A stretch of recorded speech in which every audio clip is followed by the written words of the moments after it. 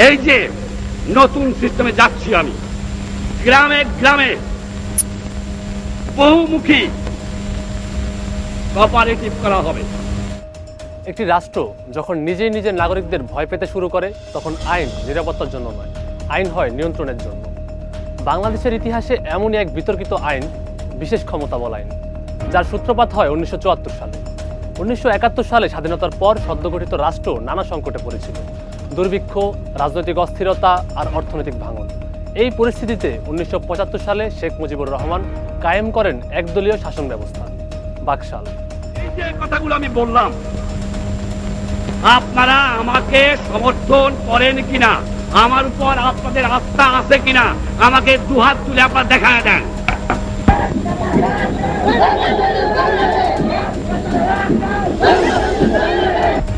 রাষ্ট্রীয় ব্যবস্থাপনায় মাত্র 4টি দৈনিক পত্রিকা রেখে বাকি সব পত্রিকা বন্ধ করে দেওয়া হয়েছিল। এর আগে 1974 সালে প্রণীত হয় বিশেষ ক্ষমতা বল আইন, যার বাস্তবিক উদ্দেশ্য হিসেবে রাষ্ট্রের নিরাপত্তা নিশ্চিত এবং রাষ্ট্রবিরোধী কার্যকলাপ দমন করার কথা বলা হয়েছিল। কিন্তু বাস্তবে এই আইন ধীরে ধীরে ভিন্ন এক রূপ নেয়। এটি হয়ে ওঠে নাগরিক নিপীড়নের হাতিয়ার। কি আছে এই আইনে? এই আইনের সবচেয়ে বিতর্কিত অংশের মধ্যে রয়েছে ধারা 3 থেকে ধারা 14, যেখানে সরকার কাউকে বিচার ছাড়াই আটক রাখতে পারে। বিশেষ করে ধারা 5, যেখানে বলা হয় আটক ব্যক্তিকে কোথায় রাখা হয়েছে তা সরকার জানাতে বাধ্য নয়। এই আইনের মাধ্যমে প্রিভেন্টিভ ডিটেনশন বা আগাম আটকের বৈধতা পায়, যা মানবাধিকার লঙ্ঘনের বড় দরজা খুলে দেয়। 3 থেকে শুরু করে 14 ধারা পর্যন্ত পরিষ্কারভাবে কিছু প্রিভেন্টিভ ডিটেনশন, যেটাকে আমরা বলি নিবর্তনমূলক আটক, এই সম্পর্কে আলোচনা করা হয়েছে। সময় গড়ানোর সঙ্গে সঙ্গে এই আইন অর্থনৈতিক বিরোধ, সাংবাদিক ও ভিন্ন মতাবলম্বীদের দমন করার হাতিয়ার হয়ে ওঠে। বিভিন্ন গবেষণায় ও মানবাধিকার সংস্থার প্রতিবেদনে দেখা যায়, এই আইনের মাধ্যমে বহু মানুষকে বিচার বহির্ভূতভাবে আটক, নির্যাতন, গুম এবং অপহরণ করা হয়েছে। উদাহরণ হিসেবে 1974 থেকে 1975 সময়কালে কয়েকজন সাংবাদিক ও রাজনৈতিক কর্মী এই আইনের আওতায় আটক হন, যাদের মধ্যে ছিলেন বিভিন্ন পত্রিকার সম্পাদক ও রিপোর্টার, যাদের বিরুদ্ধে স্পষ্ট অভিযোগও অনেক সময় প্রকাশ করা হয়নি। এই আইনের ধারাবাহিক প্রভাব পরবর্তী দশকগুলোতেও দেখা যায়। আইন ও সালিশ কেন্দ্রের তথ্য অনুযায়ী 2007 থেকে 2023 পর্যন্ত আইন শৃঙ্খলা বাহিনীর হাতে 629 জন মানুষ অপহৃত হয়েছে।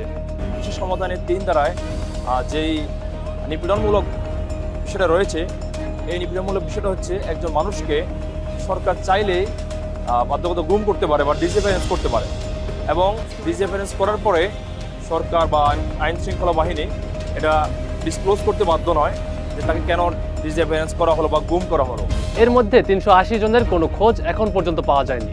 এই ঘটনাগুলো গুম হিসেবে আন্তর্জাতিকভাবে চিহ্নিত, যা গুরুতর মানবাধিকার লঙ্ঘন। আইন ও সালিশ কেন্দ্রের পরিসংখ্যান অনুযায়ী 2007 থেকে 2023 সাল পর্যন্ত বাংলাদেশে আইন শৃঙ্খলা বাহিনী 629 জন মানুষ অপহরণ করেছে। এর মধ্যে 383 জন মানুষের খোঁজ এখনো পাওয়া যায়নি। বিশেষ ক্ষমতাবল আইনকে অনেক বিশ্লেষক মনে করেন একদলীয় শাসন প্রতিষ্ঠার একটি হাতিয়ার, রাষ্ট্রীয় নিয়ন্ত্রণ ও ভয়ের সংস্কৃতি তৈরির মাধ্যম। এর মাধ্যমে একটা একনায়কতন্ত্র প্রতিষ্ঠার একটা সুযোগ তৈরি করেছিল সেই সময় সরকার। তাদের মূল উদ্দেশ্যই ছিল যে এই দেশে অন্য কোনো রাজনৈতিক দল থাকবে না, কোনো ব্যক্তি থাকবে না। সাংবাদিকদের গলা টিপে ধরে এই আইন। এই আইনের কারণে সাংবাদিকেরা প্রায়ই সেলফ সেন্সরশিপে পড়তে বাধ্য হন। এর পেছনে রয়েছে এই আইনের অস্পষ্টতা আর ভয়ঙ্কর অপব্যবহারের সুযোগ। এই আইনে বর্ণিত বিভিন্ন ধারা উপধারাগুলোয় কাজের সংজ্ঞা অত্যন্ত অস্পষ্ট, যা ব্যবহার করে সরকারের সমালোচনা বা জনস্বার্থমূলক প্রতিবেদনকেও রাষ্ট্রবিরোধী বলে গণ্য করা যেতে পারে। ফলে যে কাউকে সাধারণ একটি সংবাদ প্রচারের দায়ে এই আইনে আটকে ফেলা সম্ভব। এই আইনে সবচেয়ে বিতর্কিত বিষয় হচ্ছে কাউকে বিনা পরোয়ানায় গ্রেফতার।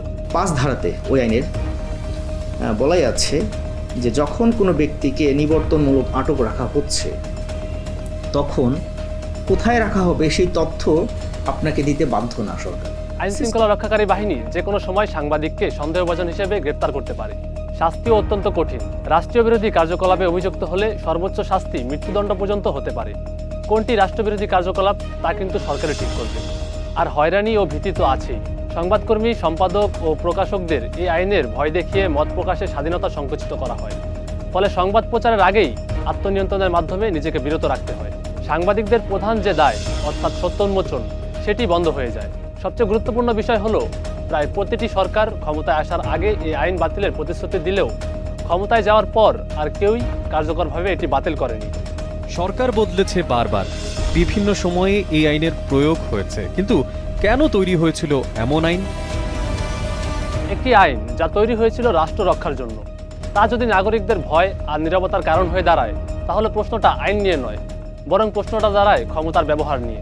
প্রত্যেক সরকারই শুধু আন্দোলন করতো যে আমরা বিশেষ ক্ষমতা আইন, কালো আইন এটা বাতিল চাই, কিন্তু যখনই যেই সরকার ক্ষমতায় সে তখন এটা বাতিল না করে এইটা ব্যবহার করে তাদের নিজেদের ফায়দা হাসিল করে। নিরাপত্তা আর স্বাধীনতা, এই দুইয়ের মধ্যে ভারসাম্য যদি না থাকে, রাষ্ট্র শক্তিশালী হয় না, বরং নাগরিক দুর্বল হয়ে পড়ে।